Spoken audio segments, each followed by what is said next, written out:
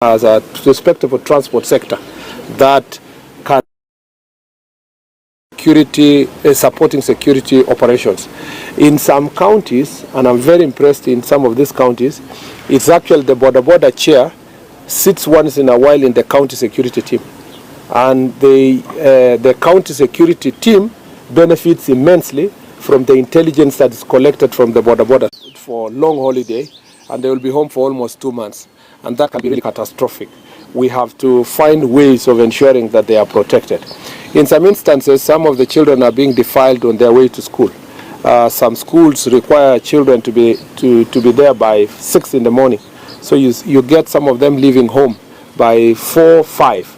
That is really unacceptable. It is against the school, the rules that are governing education. And we want to ensure that all the schools should support our efforts to make sure that children are operating in safe environment.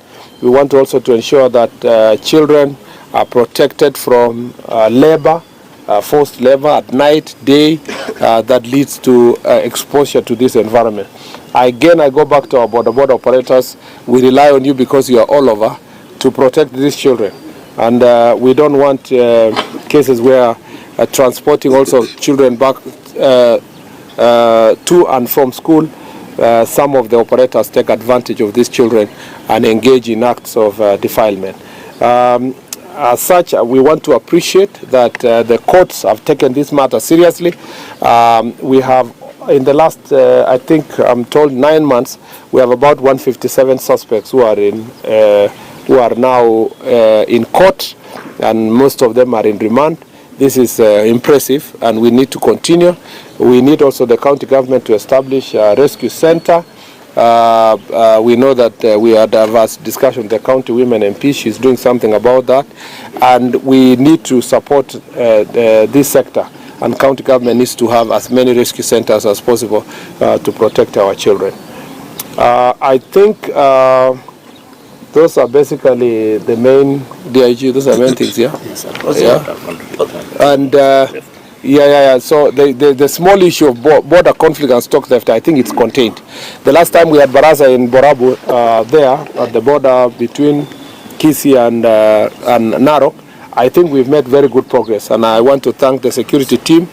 I want to thank the team. I want to thank county and regional security team for continuing with Barazas to make sure that this is dealt with. Last, which I almost forgot, is the question of drugs and proliferation of illicit alcohol. This is also a very serious problem in this county. We have been briefed accordingly. There are few notorious drug traffickers here, and we have a plan. You will be reading in the news. Okay, you will be reporting in the news. We have a plan to deal with them.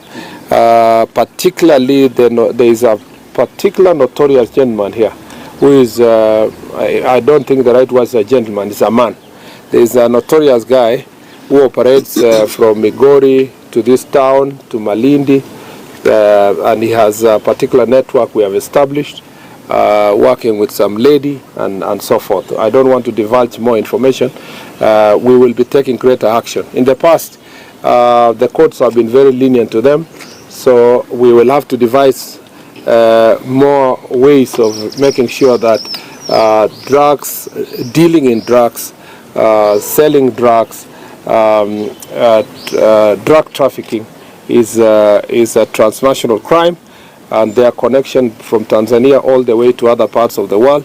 We must make them, they must feel the pain of engaging in this business, including confiscation of their property and their assets, and a lot of work will be done by the National Police Service to make sure that that is dealt with, we will show the people of Kisii and Kenya that there is no one who is untouchable. In some parts of the country where we have gone, we have dealt with such cases decisively. We also have cases of changa and other illicit alcohol. A lot of work is going on. We are going to have a conversation with our chiefs how to bolster that, the work they have been doing. But we also want to insist that we still need the support of the members of the public in that regard. Asante sana. I'll take 3 questions and then we call it a day. Question number 1. Let me start from there. How did you know that yours is number 1? Start from you. Yes, my name is Biwan Omari from Kisii TV Africa. Know that we have got by-elections in November. It's called Ndizi. Yeah, Kisii TV Africa. Ndizi TV. Very good. Now that we have got by-elections in November, and we all know learners are preparing for their final examination, we've seen disruptions before. What is the safety measures from the internal ministry to make sure they are not affected by the disruptions of the police parade? I think that the by-elections of November are very few, confined to particular areas. Of course, to start with, schools are a no-go zone in terms of campaign infrastructure. But you can see how IEBC has been able to ensure that the election day is after the exam.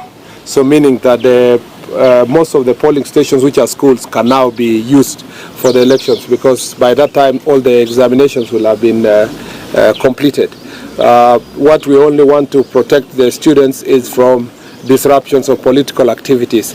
And since candidates, as per the law, are required to work with IBC on their campaign program, including their campaign meetings, we just want to, IBC will have to help us work out that campaign schedule in such a way that it will be, the meetings and barazas will be far away from education institutions, so that they don't disrupt schools and students who are preparing for the exam. And then tribe, it doesn't have career. What we do, and we want to insist the National Police Service to do, is not to look at the age of the person who has committed the crime, but to charge them for what they have done. So any person who was involved in burning police stations, burning government institutions, burning people's businesses, and so forth, will be charged for terror, because that is what the law states, and we will make sure that the prosecution takes as serious as possible, and we hope that